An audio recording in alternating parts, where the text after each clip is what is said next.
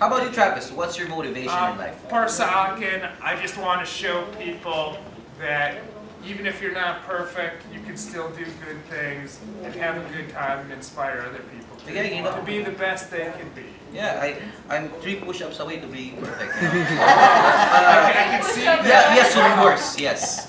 Yeah! Yeah! Yeah! Yeah! Yeah! Oh, that's yours. Oh wow, that's really cute. You can actually have one for your, because it show him how you do it. He's getting a live demo of my camera here. Oh my gosh, Yeah, that's because you awesome. can do it like, if you could do it like Yeah. facing your interviewer. Or That's awesome.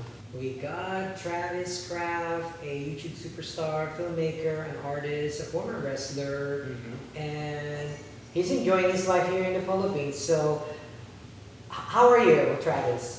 Very good. I am enjoying my life here in the Philippines. I try and enjoy my life wherever I am in the world, though. I think that's very important. That's good. And you just finished your guestings on Net 25 and Pambansang Almusal. How did it go? Oh, I had a great time on the show with all you guys, meeting your co-hosts. It was a lot of fun. This is a very different type of talk show. So, what you've been doing lately?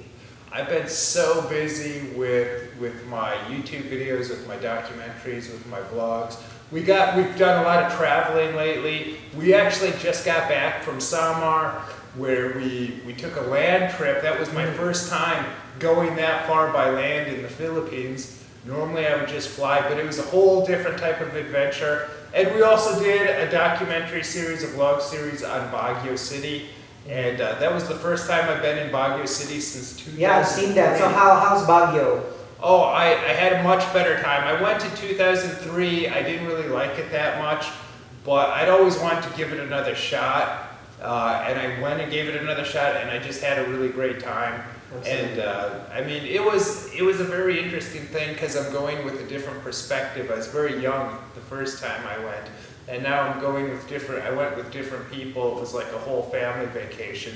But we did this documentary series in Baguio, and one of the things I think is probably most interesting about what we did was everything we did was so cheap, pretty much anyone could afford it. We did the most, we were there 5 days, we had a hotel for 2 days. That was the most expensive thing that we had there, was the price of the hotel. Other than that, the most expensive thing was the ticket going there, the 750 pesos or whatever it cost to take the first class deluxe bus there. And what keeps you going doing your YouTube channel? What keeps me going is really just my passion. A lot of people, they do YouTube because maybe they think they're going to make money doing it, or they just have a very desperate need for popularity. A lot of people, they want to get as many views as possible, as many subscribers as possible, and that's all good stuff. But to me, I just want to do things, to me it's very personal, and I just want to do things that I feel passionate about, and things that legitimately help people. Creating videos that go viral, those are usually funny and cute videos, but typically those aren't the things that really help people. And the things that really help people are not that type of video. To me, what's really important is that I express myself artistically, do what I want to do, and please the audience at the same time and give them something of value. That's well said. And is there any follow-up with your movie? I know you've done some feature film here in the Philippines. Any follow-up with that? Well, yeah, I did a feature film in the Philippines, but you know, that was an interesting story because that's about a guy that moves over from the United States because he gets a job here, and then he meets and falls in love with a Filipino woman that he meets over the internet, kind of the typical story that so many people are doing these days. But what's really, it was a good movie, it was very well received, but you know, ultimately, you know, the woman playing my wife in the movie, she's married to someone else, and you know, so in other words, it's a movie, it's not real, but what's good with my YouTube stuff, it's all very real stuff. All right, thank you so much. Thank you. Awesome. Yay! It's done! And then Yeah, and they're still behind the scene. Wow. Yeah. This is really cute. and then you can pick up one of those cameras. Awesome. Like, to me, this is the camera that I use more than any other, just because it's so handy, and it's just, I mean, high It's quality. nice seeing you guys, especially Imabel. Yeah, yeah. And she's taping it. Wow. She's still taping.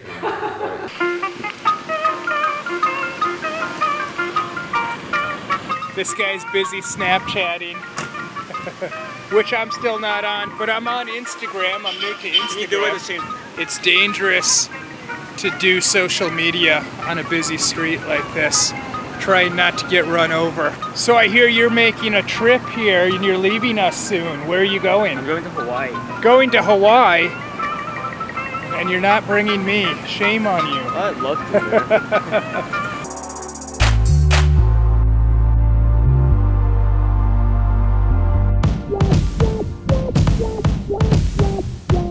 This guy's taking us out for some ice cream. I guess we're a little too fit, we're a little too lean.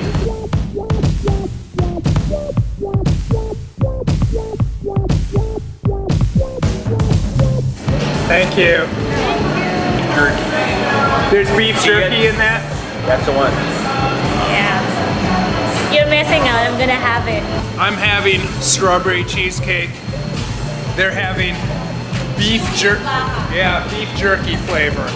Has little bits of beef jerky in it. This is Lance's recommendation, so I'm trying it. It's good. So we're on our way to the movie theater. We're gonna see the new Nicolas Cage movie. And as with any Nicolas Cage movie from the year 2016, I don't think we can have too high of standards. Oh, I don't know. But You might be watching. hopefully he doesn't watch the vlogs. He's probably watching this video. But it does take place in the Philippines.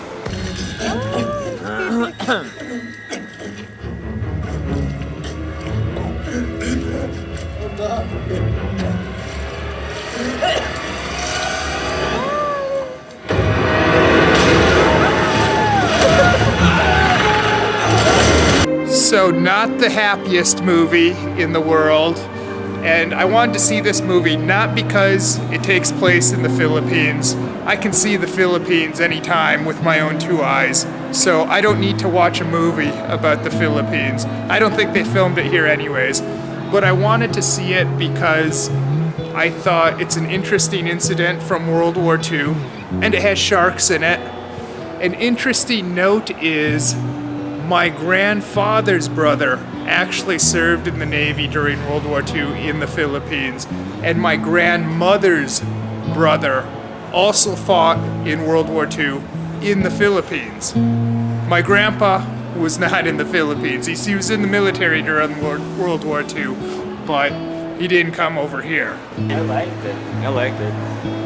I like the movie. Thank you I for. didn't expect to like it, but I like it. Yeah. Yeah. This is actually the story of what Travis told me before, and I first heard it from him about the shark infestation in the Philippine Sea. So thank you, Travis, and the movie's here. Because you're from that area. Yes, that's true. Yeah, this is a true story, and I actually told her about it how many years ago now? Maybe 8, 9, 10 years ago. And every time I go swimming, when I go back home with her, I think about this incident. Much more so in the early days than now. But you guys just saw me a few weeks back swimming in those waters. I It know. could have been me that was getting eaten by the That's why I don't want sharks. you to swim so far. So on a scale of 1 to 10, what do you give that movie? I'm here. 8 over 10. 8 out of 10. Yeah. Ikaw. I'll give it a 9 over 10 because it doesn't have cussing. Well, thanks for hanging out, and you're off to Hawaii Yeah, thanks. in like 2 weeks. 2 weeks. So if I don't see you till then, I will make sure to hang out though. okay. Well, in any case, aloha. All right. Bye. Bye, people. See ya. They're showing Olympic wrestling on TV right now. Although I have to admit, I competed in freestyle and Greco for many, many years at a very high level. I've achieved All-American status in both freestyle and Greco. But I have to say, they've changed the rules since I competed, and it doesn't really resemble so much what I did. It's very different. But I also competed in folk style wrestling, which is the style that they do in high schools and college in the United States. And I was also very good at that. People still ask me wrestling questions, by the way, believe it or not. And one of the questions I get, because a lot of people don't really understand, is what is the best style of wrestling if you want to compete in MMA? And without a doubt, the best style of wrestling if you want to be an MMA fighter is folk style wrestling. A lot of the stuff from freestyle and Greco, especially Greco, it doesn't translate very well to MMA.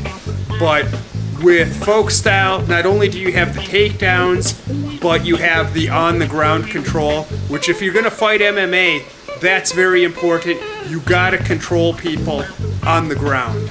So here we have a Japanese wrestler, a lot of good wrestlers from Japan, a lot of good Asian wrestlers, Mongolians, some Chinese, and wrestling's a good sport for Asians because you don't have to be big to do it because of weight classes. I'd really like to see the Philippines develop their wrestling, preferably folk style wrestling, especially since so many Filipinos want to be MMA fighters these days. But you know, Filipinos, they're into basketball, but that's not a sport for Filipinos if we're going to be realistic. Now, this is a sport that Filipinos could definitely excel at. So, Imabel, there's a Japanese guy wrestling a Muslim guy. Who are you rooting for? Because maybe you identify a little bit with both of those. No one. If it was a Filipino, I'll be rooting for Filipino. So you're not rooting for the Muslim, you're not rooting for the Japanese person? The Japanese guy's winning.